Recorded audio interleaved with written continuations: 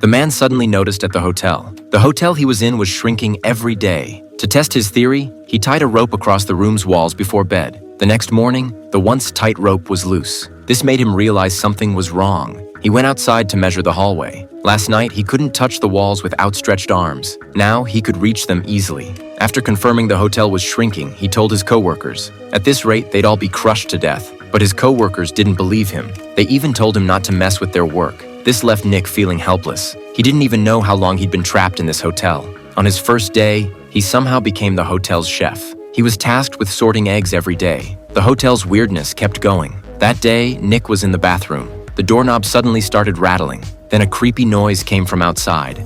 It's the truth, they say.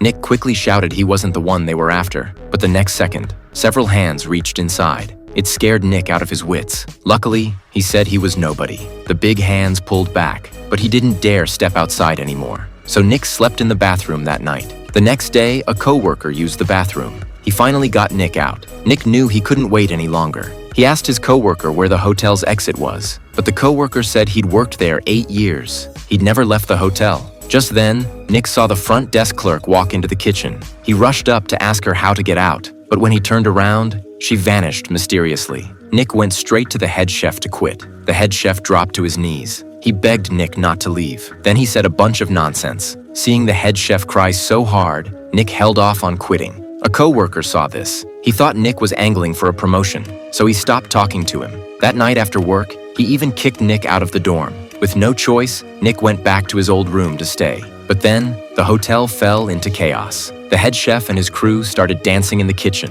This made Nick feel awful. The next second, the walls and windows began shaking violently.